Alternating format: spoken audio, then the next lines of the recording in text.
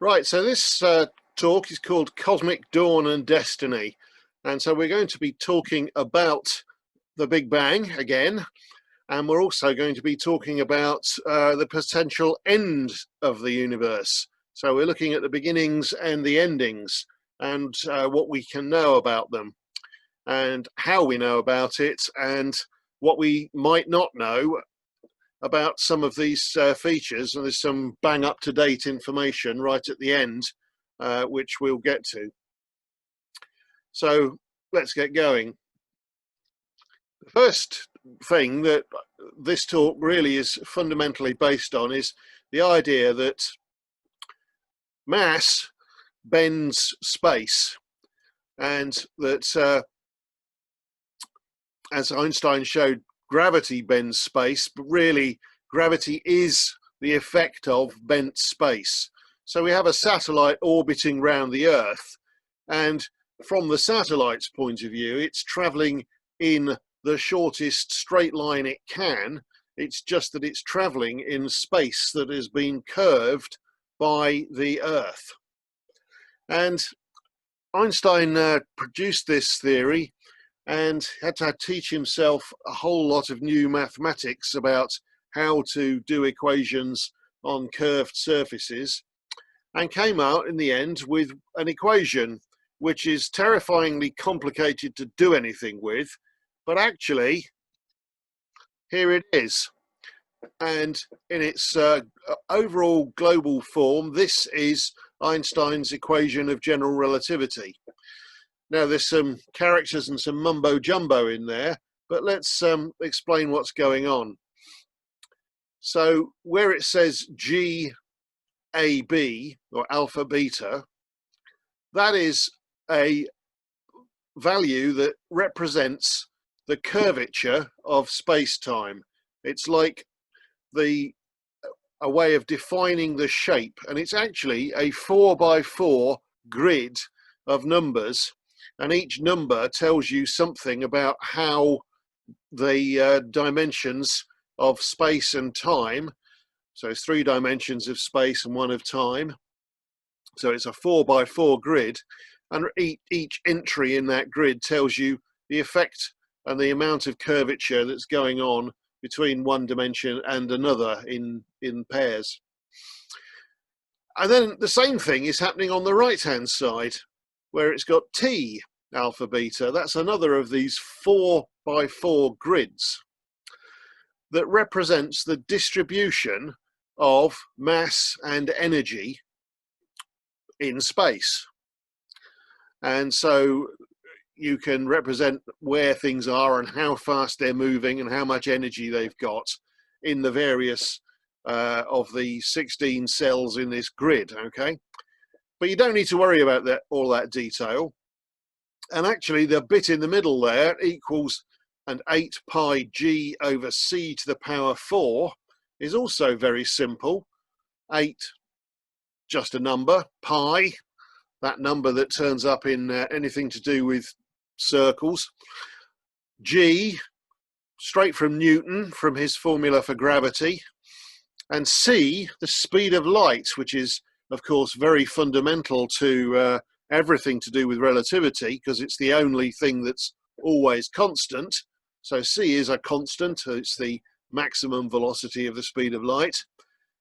And of course it's raised to the 4th power because there are 4 dimensions, that's why.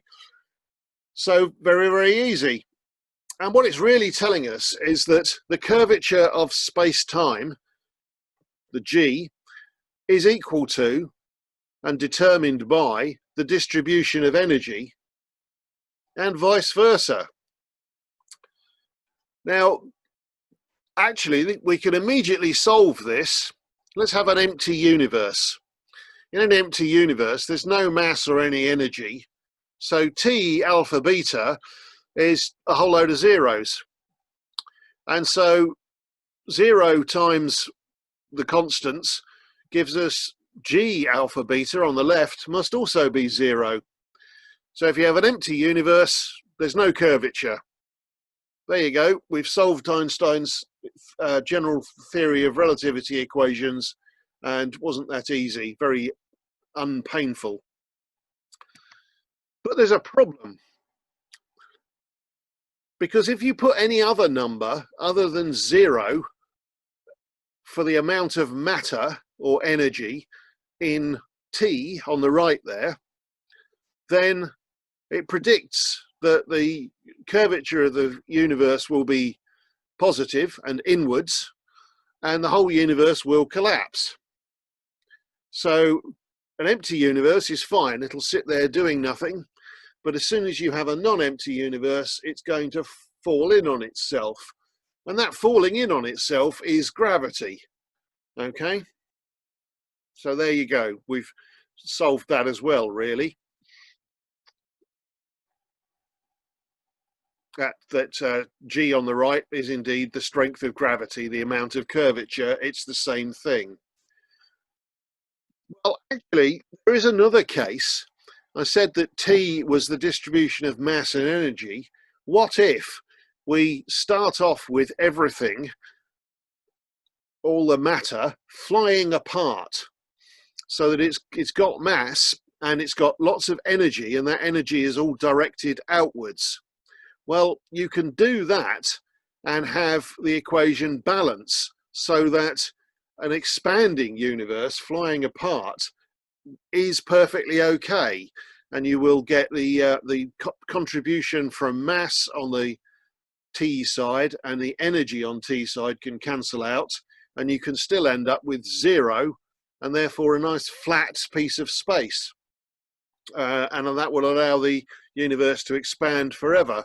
And that's approximately what we thought our universe looked like, with a very flat organization of space and a balance between mass and outward flying energy from expansion.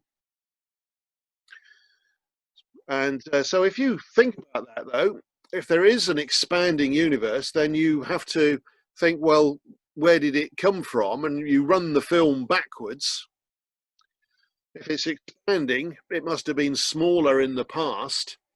And if we do that, looking at our universe today, we get an age of the universe of 13.8 billion years. We've talked about this in a couple of my other talks about how big the universe is and so on. Of course, it all goes back to a single point that contained all space and all matter and all energy in a 0 volume right at the beginning.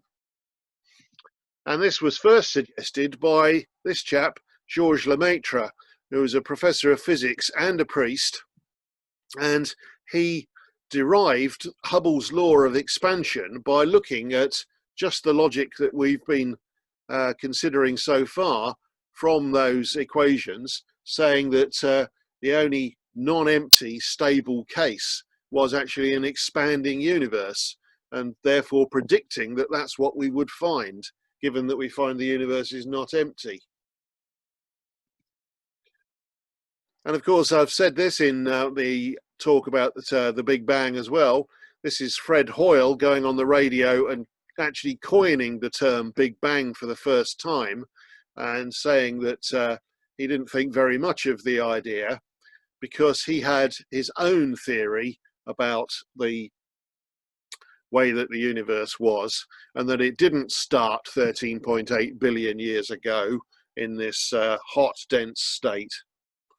His idea was that there was expansion, but that the expansion was such that as the galaxies moved apart, new matter was being formed inside the gaps in the new space.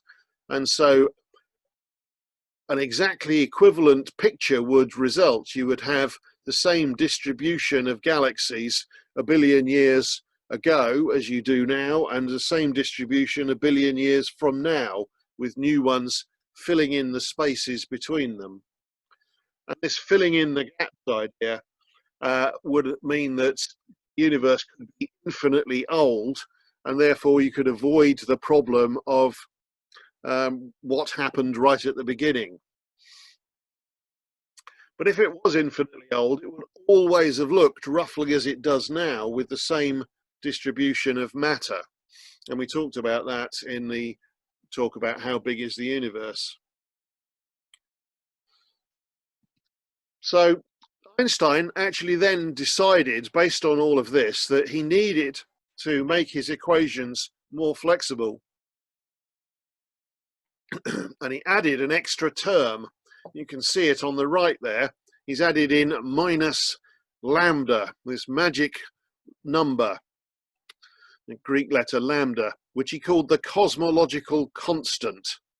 It's just another constant, you might say fudge factor, that allows the equation to balance in circumstances where there is a non-zero amount of mass and energy, and you can still end up with flat space, because effectively if you make lambda equal to 8 pi g over c to the power 4 times t alpha beta, then those two terms cancel out and you get 0, and therefore you get flat space. Now, what that lambda corresponds to is kind of an anti-gravity force, a repulsive pressure that causes space, just by its existence, to resist gravity, even if there is no mass.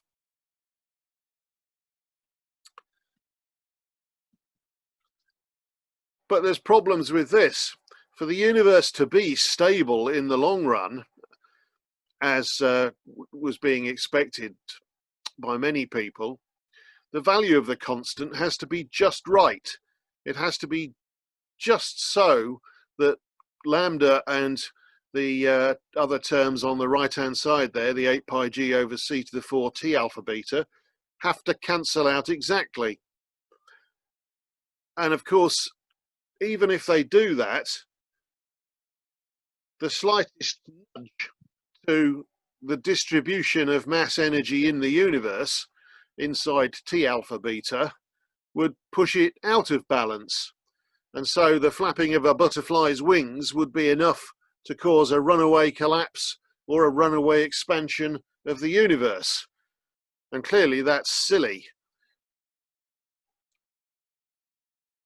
Of course, Hubble eventually proved the universe really was expanding exactly as per Georges Lemaitre's prediction.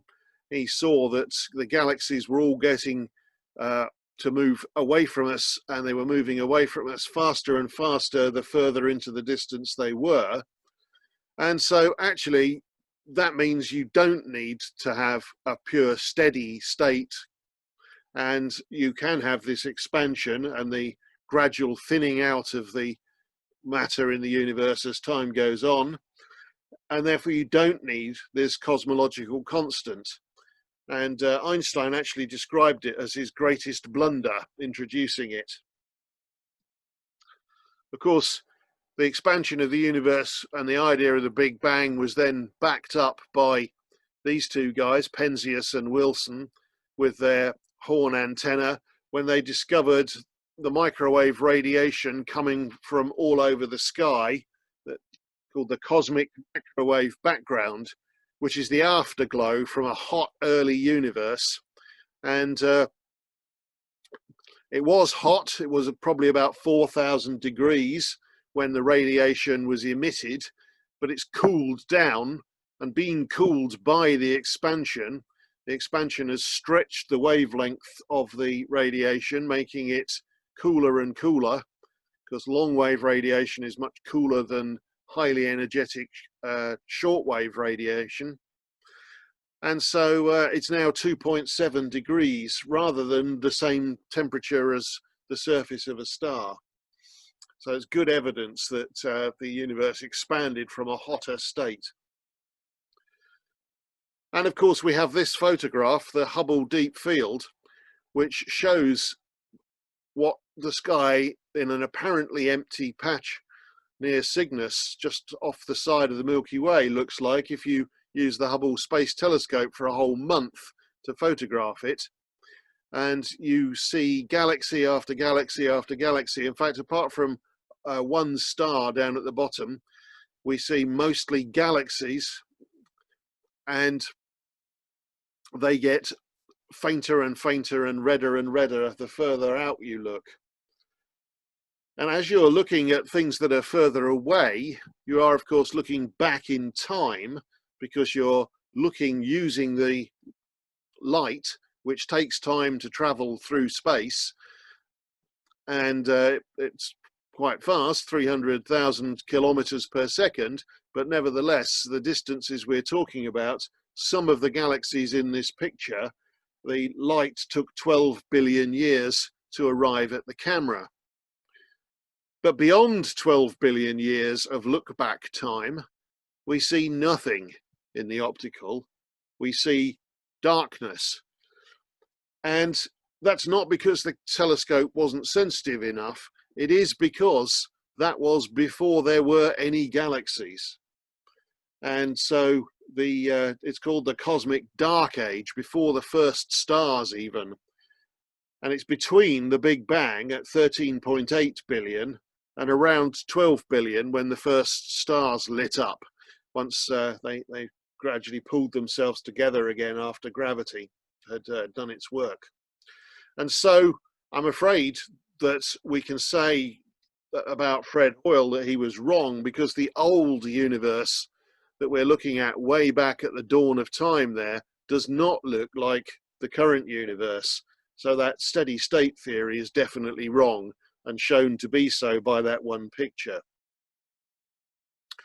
So we're pretty sure that things started as a Big Bang. Now let's whiz back all the way to the Big Bang, and in fact spend some time not considering the 13.8 billion years since, but let's first take a look at the first 3 minutes of the existence of the universe. That's zooming in terms of time with some considerable amount, isn't it? So the first 3 minutes. Well, before we do that, the universe today, the headlines would be that there are 4 forces in nature: gravity, electromagnetism, the weak nuclear force, and the strong nuclear force. And scientists have 2 theories that describe everything: general relativity, which describes the first of those, gravity, and quantum mechanics, which covers the other 3. Our biggest problem in theoretical physics is trying to make those 2 into one theory that fits everything, and that's been a challenge for 50 years or more. So right back at the beginning, in the first 10 to the minus 44 of a second, space was less than 10 to the minus 35 meters across. These numbers are the Planck time, 10 to the minus 44 seconds, and the Planck length, 10 to the minus 35 meters. And the ratio between them is the speed of light. You would find that light could travel 1 Planck length in 1 Planck time unit. So it was a tiny little thing. Of course, all of the energy and matter being packed so closely together creates an enormous amount of gravitational curvature of the space and of time. In fact, it becomes so complicated and entangled that it's really a chaotic foam, is a way of thinking about it. So chaotic is it that there aren't really any clear notions of the difference between here and there, or now and then, or before and after. These concepts of the difference between space and time really don't mean anything in this very, very first instant of time, or instant of the existence of the universe. So this is called the Planck epoch, and it's the time when all 4 of the forces, gravity, the strong nuclear force, the weak force, and electromagnetism, were all combined as one unified single entity.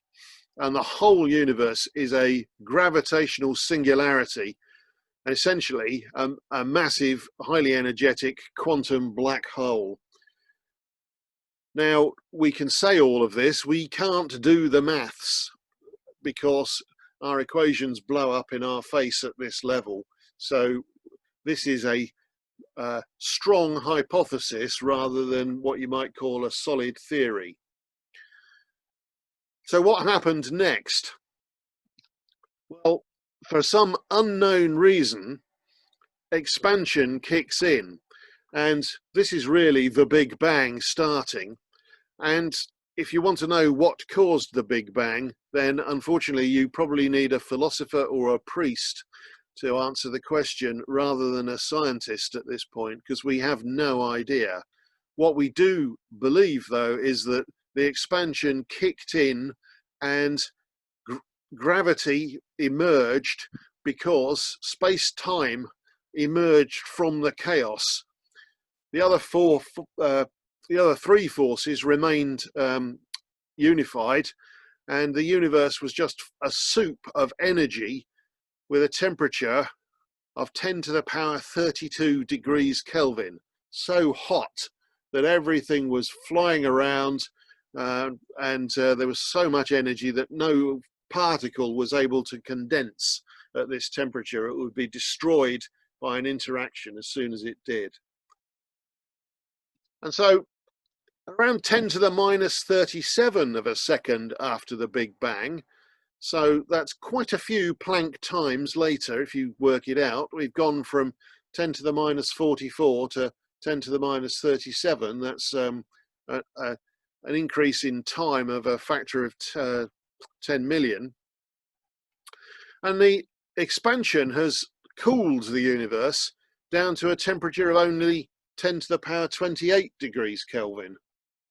And at this point, the universe underwent some sort of phase change, which gave it a huge kick, which scientists call inflation, which was an idea from Alan Guth back in the late 70s, which suggested that the universe suddenly began expanding because of this, what he calls a false vacuum state, which is a little bit too complicated to explain.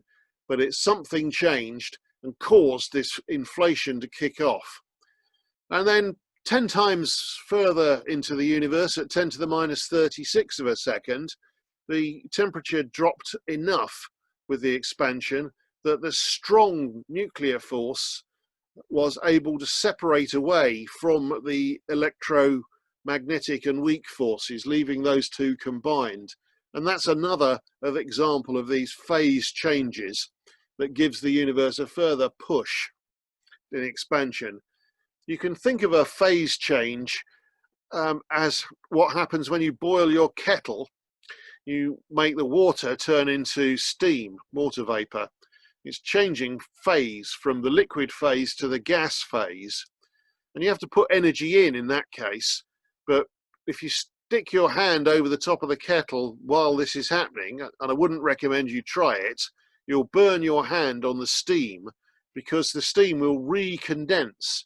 It'll undergo the energy dropping phase change and release a vast amount of heat into your hand and burn it.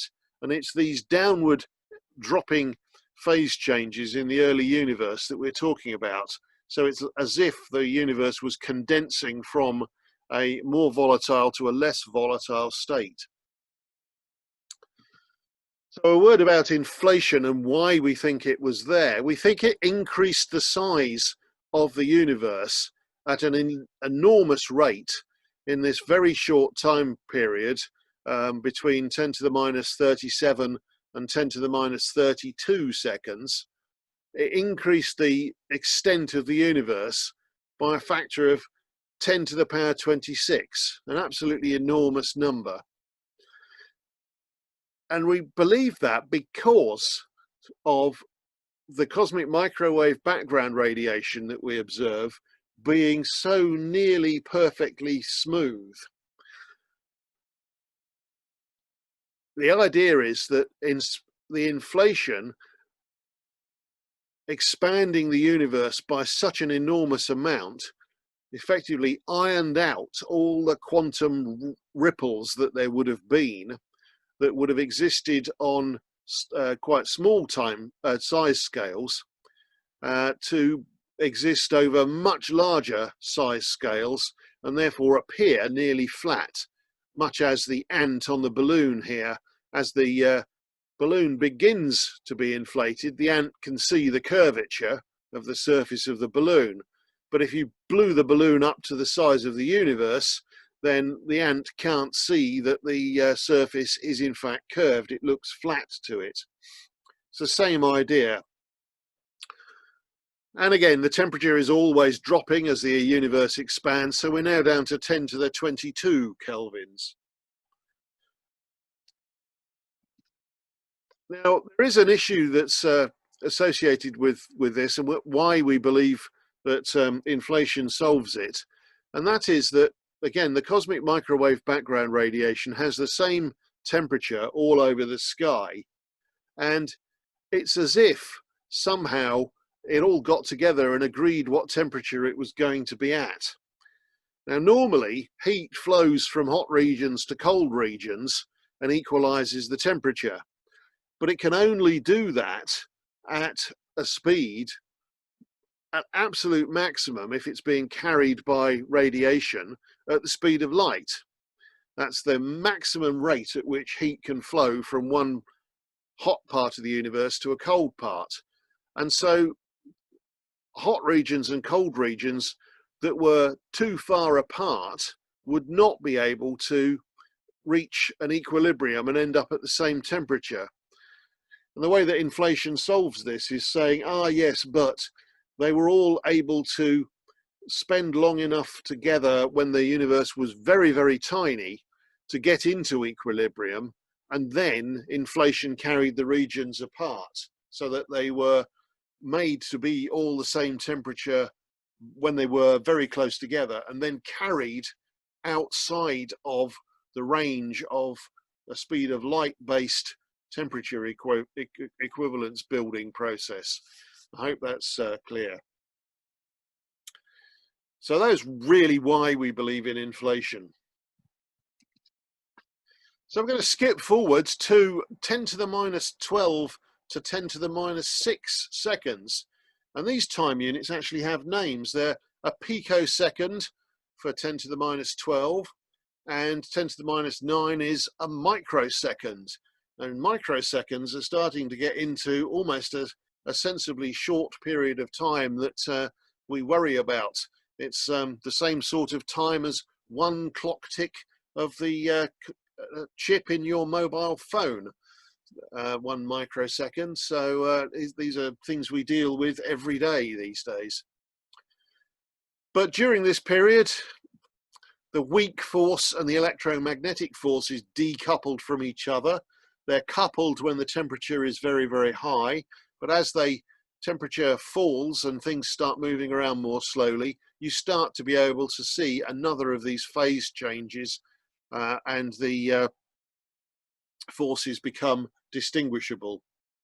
And the universe then fills with quarks, the components of protons and neutrons. But at 10 to the minus 6, at 1 microsecond, the temperature is now low enough for the quarks to start sticking together to make things much more familiar in the form of the protons and the neutrons that go to build atoms that we are ourselves made of.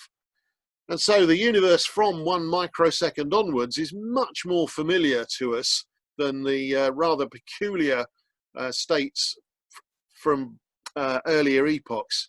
We have the 4 forces all separated, and we have matter in the form of neutrons and protons. And of course, there are electrons involved as well. And so things then are quite familiar. And in fact, the next 3 minutes, the rest of the 3 minutes that I'm talking about, we just see the expansion lowering the temperature. And the universe is full of a hot plasma of protons and neutrons flying around. But as the temperature drops and reaches 10 to the 9 degrees Kelvin, that's 1 billion degrees, it's now such that the energy of the particles allows nuclear fusion to work. Temperatures above 1 billion, and you find that the energy of the particles is so vast that the products of nuclear fusion, the helium at the bottom of the diagram there, get destroyed by other particles hitting them faster than they're made, so you don't really get anywhere. But below 1 billion degrees, you're talking about the sort of temperature that occurs in the middle of the largest stars, and fusion can run, and runs quite quickly, driving the hydrogen to form deuterium, helium-3 and helium-4 as shown on the diagram. And then expansion is continuing. By the time you get to 3 minutes, the temperature has dropped below 10 million degrees. And now the universe is too cold for fusion to begin. The hydrogen at the top there needs a temperature of at least 10 million in order to be moving fast enough for the fusion to deuterium, the second step, to occur. And so once the 3 minutes is up and the temperature cools down, you've now got a temperature and a density lower than the core of the smallest type of star, the red dwarf star, and fusion switches off. So you get this burst of 3 minutes of pressure cooker action, making hydrogen into the slightly heavier elements. And in fact, the full diagram is here. We get protons and neutrons at the bottom, P and N, and they turn into the isotopes of hydrogen, deuterium and tritium, D and T. Those can turn into helium-3 and helium-4, and all the arrows represent different possible paths that can take on the diagram, depending on what collides with what. And that's indicated in the little brackets there. So where it says P comma gamma, that's a proton hitting something and a gamma ray emerging. That's what that means. And you can see that it also starts to try to build elements beyond helium. So at the very top there we have beryllium-7, and we've also got lithium-7 up there. And you can see that those can be made by taking helium-3, and the arrow leading to beryllium-7 says 4He, so a helium-4 nucleus adds to a helium-3 and gives you beryllium-7. But then what it says is there's a downward going arrow that can be hit by a neutron and give out a proton, and you end up with lithium-7, and that can be split apart again by being hit by a proton and fissioned back into 2 heliums. So there's a sort of cycle that goes on. And so you don't get much lithium or beryllium made by this process, because you only get the little tiny amounts that happen to be in play in that cycle when the music stopped at 3 minutes and the temperature got low enough for all these reactions not to be possible. And so it left the universe with 75% hydrogen, 24% helium, and a very small amount of some of the other elements that just were the intermediate products of these cycles and sort of froze out when the music stopped.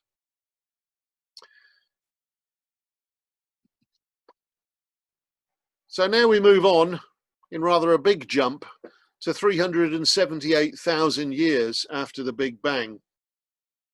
And the temperature has now cooled from that where we left it at 10 million degrees at 3 minutes down to 4,000 degrees.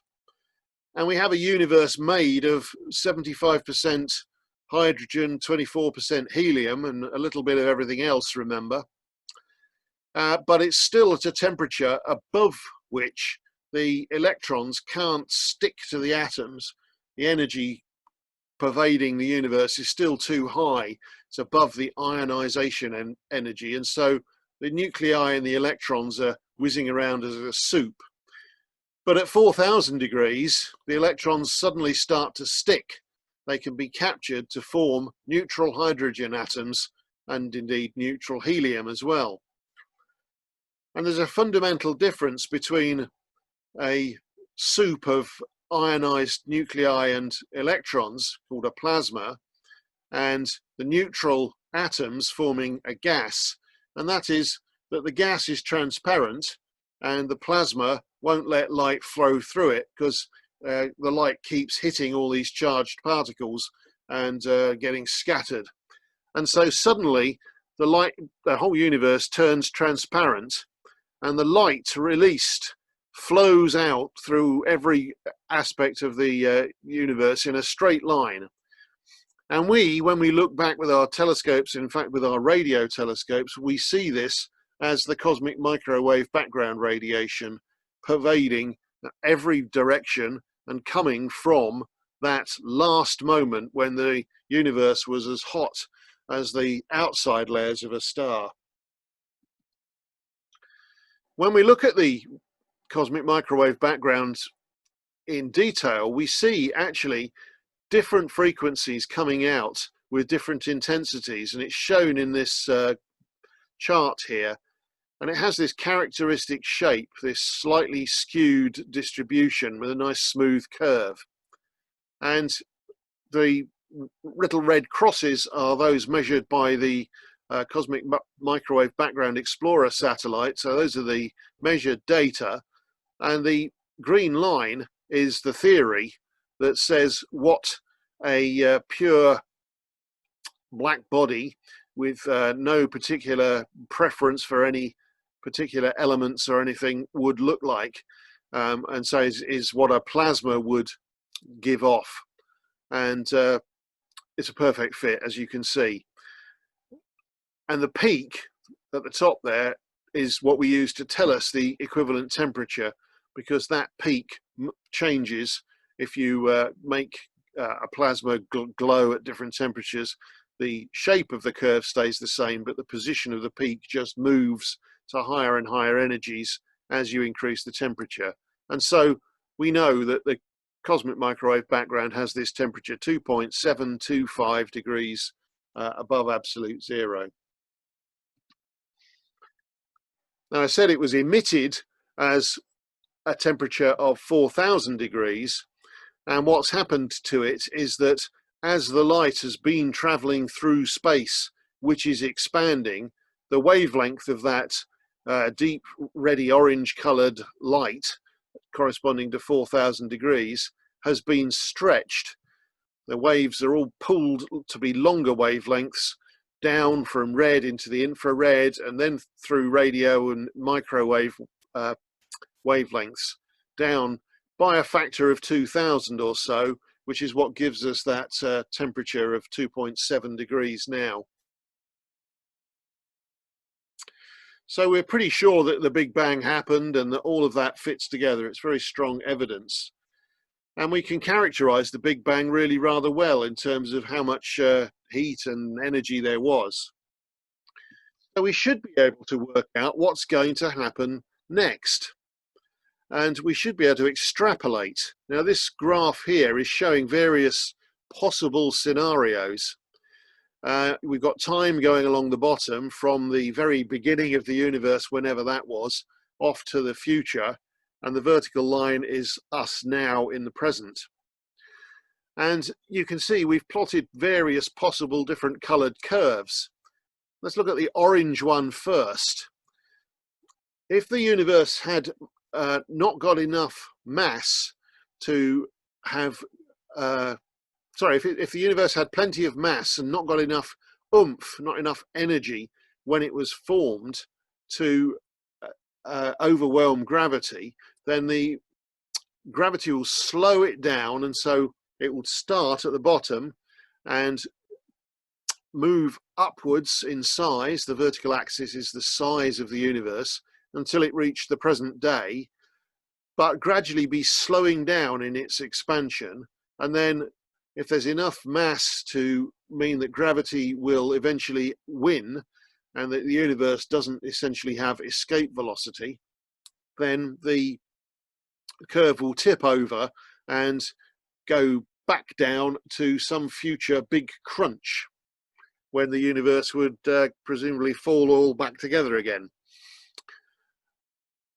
If the universe had a bit more energy when it was launched from the Big Bang, it would follow the purple trajectory and perhaps just coast on forever.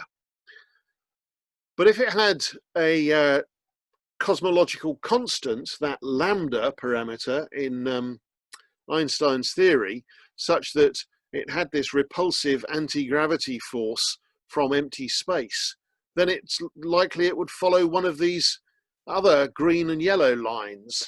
And those were thought to be highly unlikely by most people. We thought what we observed was closest to a flat trajectory. And you can even actually see that we can tell the difference between some of these possible paths, rule some out, because the yellow one had no beginning. There was no Big Bang at all.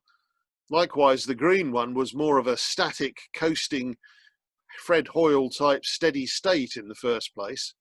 It's only the dark green, purple and orange ones that had a Big Bang. And you can even work out when that Big Bang should have been. And so now with our modern figure of 13.8 billion years ago, we could plot that the real answer would be somewhere between the green line and the purple line, perhaps. What makes it very difficult is that at the point that we are at right now, all those paths are almost flat and almost parallel to each other, passing through right now. Now, you might think that is unlucky because it makes it hard to tell the difference. You might think it's a coincidence. We'll come back to that later. So what we really need to do is be able to measure not what the expansion is doing right now, because at now you can't tell the difference very well as to which course we've been on, other than by using the age of the universe and modelling it, but we can't measure it. And so what we needed to do was measure the expansion of the universe at different times further into the deep past to see if we could tell which curve we had been on, and therefore predict the cosmic density, cosmic destiny. Put my teeth back in. Destiny. To do that, a very clever idea was to use white dwarf stars. These are the dead, non-energy generating cores of old sun-like stars that have used all of their fuel and are sitting there cooling slowly over eons and being held up from further collapse by quantum electron pressure. And if you want to understand that more, I've got a talk on white dwarfs. I think I've recorded it and it's on YouTube. But these white dwarfs, they're held up from further collapse by this quantum electron pressure, but only up to a certain limit. So if you have a scenario where you have a binary star system and the two stars are both round about the same mass as the sun, maybe a little bit heavier, and a good case in point is the nice bright star in the sky in the winter, the brightest star in the sky other than the sun, Sirius. This has two stars, and one of them was about 5 solar masses and the other one is about 2 solar masses. And the 5 solar mass star has already been through its life, swollen up to form a red giant, and then puffed off its outer layers and formed a white dwarf. But the other one is still in its ordinary life cycle. But give it time, it too will use up its fuel. It will swell up as a red giant, and when it does so, it'll not have a very strong grip on its outer layers. And the gravity of these very dense white dwarf stars can be such as to pull material from a red giant companion away, as shown in this artist's impression here, creating a river of material that flows from the red giant over onto the white dwarf. And it will spiral down, get very hot in the process, in the accretion disk as we call it, and eventually land on the surface of the white dwarf. But that will end very badly because these white dwarfs cannot have more mass than 1.44 solar masses. As soon as they go above that, gravity overwhelms the electron pressure and they collapse and then explode as a type 1a supernova. As shown in the diagram on the side here, you get the two stars, one becomes a white dwarf, the second one catches up to the red giant stage and feeds the white dwarf till it's over its limit and it can't eat another thing, and it blows up and detonates as a type 1a supernova. Here's an image of one exploding in a distant galaxy, and it's putting out as much light as the whole of the rest of the galaxy when it does so. Very, very powerful explosions. But because they explode with exactly the same mass, this 1.44 solar mass limit, when that's reached, they detonate. It means that the power output of them is always the same. And so we can use them as standard candles. A standard candle of a known brightness will appear fainter the further away it is, in direct relation to the inverse square law. So double the distance, you'll see it a quarter as bright. Multiply the distance by 5, it'll go down by a factor of 25. And so we can use these supernovae, these type 1a exploding white dwarfs, as standard candles because they give out a known amount of energy. And from their apparent brightness, we can figure out how far away they are. And you can see here, they all are very recognizable. They have a characteristic shape, all plotted on the left. And after we've corrected them for distance, to sort out the brightness, you can see they all fit very, very neatly to give almost exactly the same curve there for quite a large sample of these type 1a supernovae. And so if we see a type 1a supernova, we can work out how far away it must be.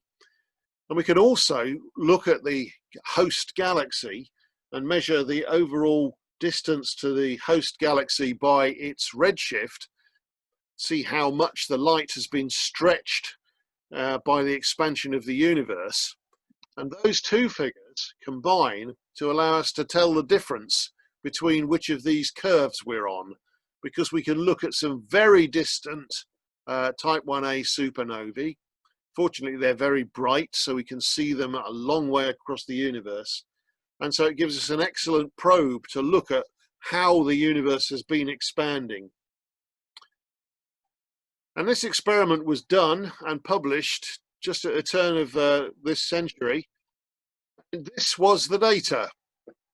They overlaid the redshift of the host galaxy along the bottom and the observed brightness of the type 1a supernovae, and you can see that they're plotted along this diagonal line, almost a straight line, and the two zones, top left and bottom right, have been coloured in.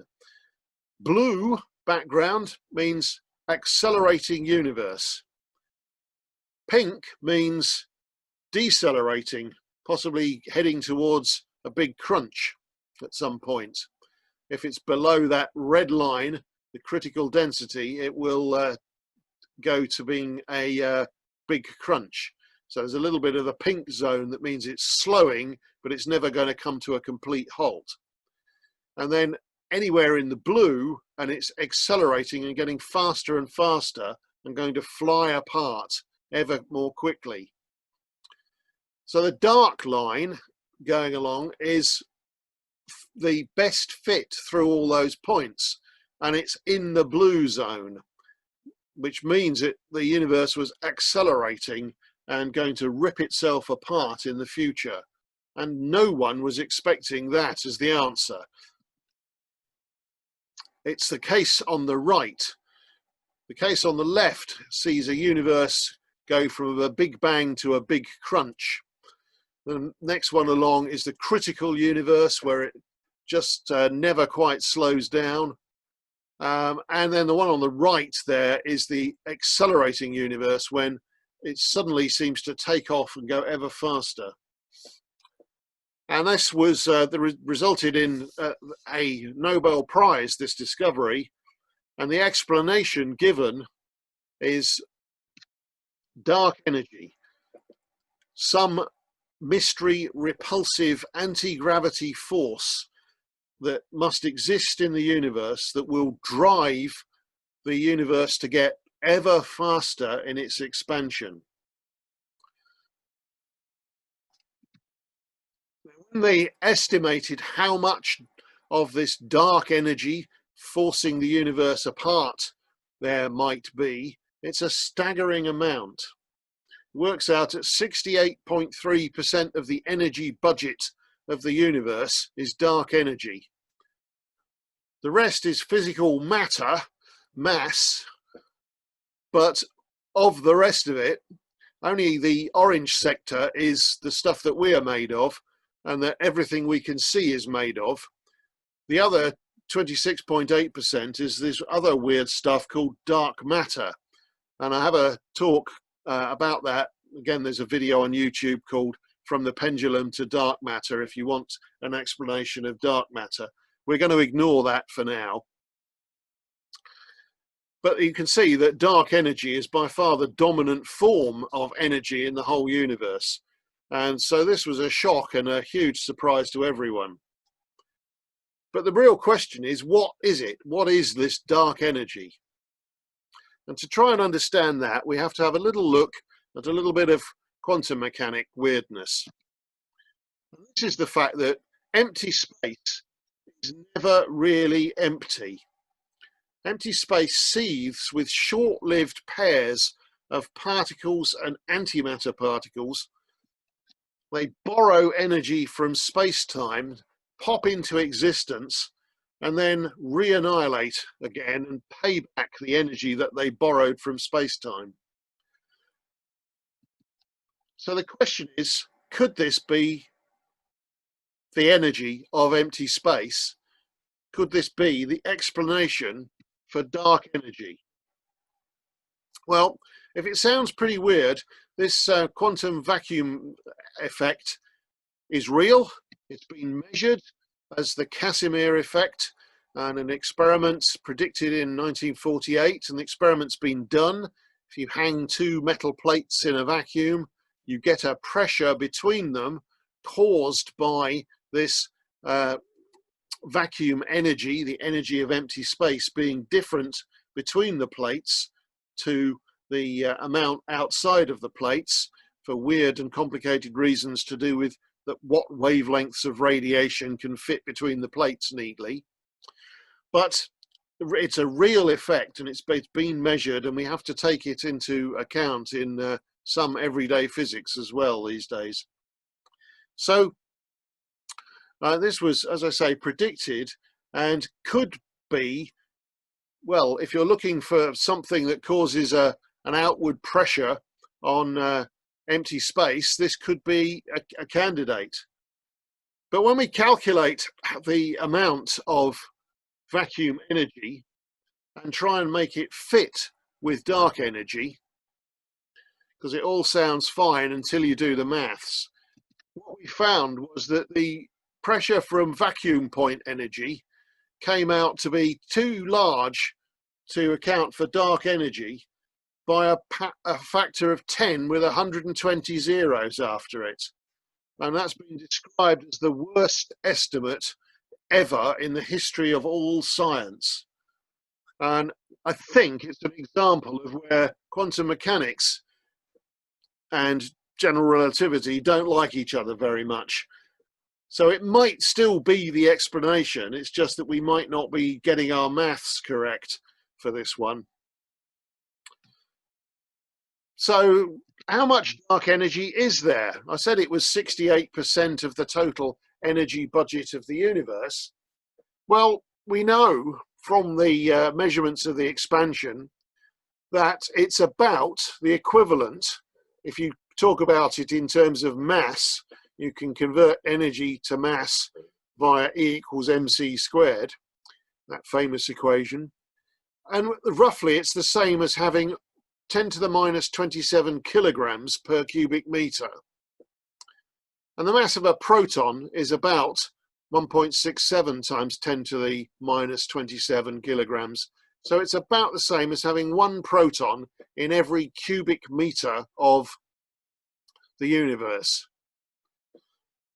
That's tiny, because even the gas between the stars, which is a better vacuum than we can make in any vacuum chamber on Earth, has 1 million protons in every cubic meter. And so, unfortunately, this means it's going to be very, very difficult for us to actually try to measure dark energy in the laboratory. Because if we did manage to make a vacuum that was 1 million times better than we manage today, we'd still be several million times short of being able to actually measure this one remaining proton. But nevertheless, because this dark energy is everywhere across all of space, it still manages to tot up to that 68% of all the energy budget of the universe. Okay, so now the weird things that we've noticed, and this is a little bit suspicious, I think. It seems that the acceleration has only started very recently. When the universe was smaller and all the mass was closer together, gravity would have had a stronger grip, and there was less space, and so there was less dark energy. As the universe creates more space, as space expands, the amount of dark energy increases, and the mass is carried further apart, and so its mutual gravity decreases, and it looks like the dark energy is going to win eventually for that reason. And so what it appears is that as the expansion continued, gravity looks to have lost the battle with dark energy. Well, round about now, actually, we seem to be at the inflection point. So the destiny of the universe looks like its ultimate fate is this ever quickening expansion of everything that's not already densely packed enough for gravity to win. And so that means that the Milky Way is fine. The Milky Way and the Andromeda galaxy and our friends in the Triangulum galaxy, they're all fine. They're gravitationally bound together and dense enough that dark energy won't win, because the galaxies will move together and merge and become denser faster than dark energy ever manages to expand.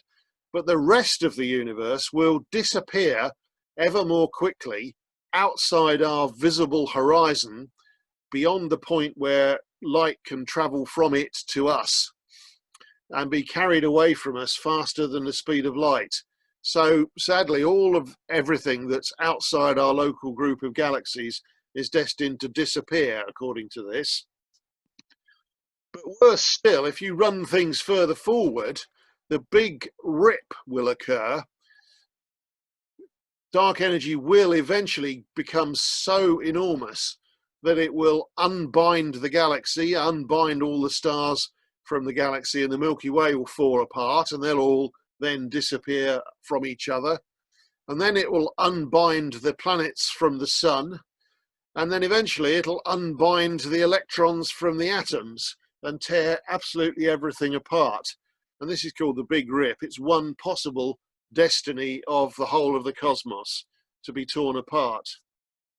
Now actually there's a modern theory by Roger Penrose about this, that this is a good thing, and that once it's happened and all of the matter particles have been torn apart, all you're left with is radiation in an empty universe. And his theory of conformal cyclic cosmology, as it's called, says that that will lead to a new Big Bang. That's a whole other topic. So the question is this right? And could the universe be fooling us?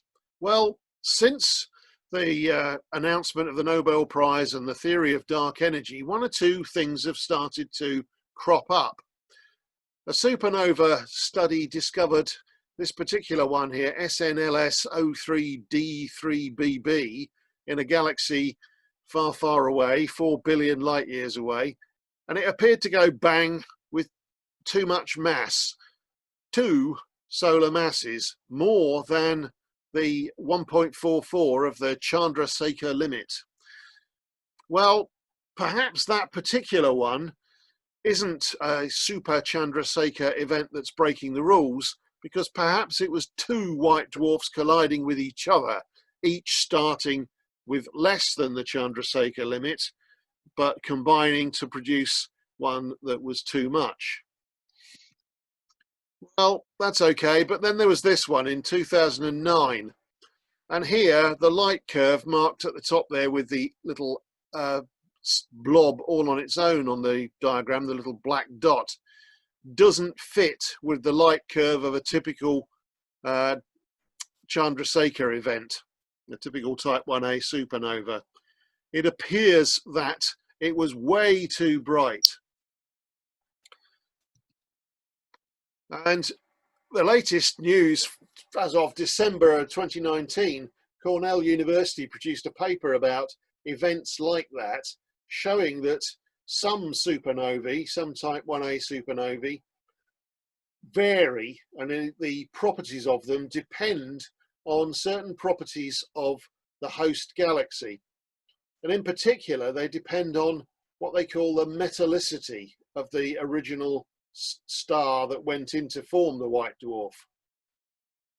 Now, this metallicity is really a measure of how many heavy elements there are in the mix, how much there is that's not the hydrogen and the helium from the Big Bang, and therefore whether it's a second or a third or a fourth generation of stars that have got all the pollutants, the carbon, the nickel, the iron, and the heavy elements that get made in the death of stars. Now that means that there's a bias between older supernovae that couldn't have been formed out of anything except hydrogen and helium, out of first generation stars, and much more recent ones. And that's what this chart over here with the curved lines is trying to show, that there's a bias in it which breaks the standard candle model of type 1a supernovae. And the worst possible thing is it breaks it over time. So it means that the relationship changes between the distant universe and the modern universe. And it may well be that it changes in just the way to account for the curving of the track implies a shift to trick you into thinking you've got dark energy, when in fact you haven't. So that could be quite exciting news. And there's further new news from the group in Oxford, Paris and Copenhagen collaborating. They looked at a large sample of type 1a supernovae. Now the original study used something like 60 supernovae and got them from 2 groups, the high Z, the distant ones, the very large redshift ones, and another survey. And that's why that original chart that I show there has some marked in red from the high Z project and some from the Supernova Cosmology project marked in orange, that were, to some extent, some of them were nearby. But not only were they at different distances, they were actually in different directions on the sky.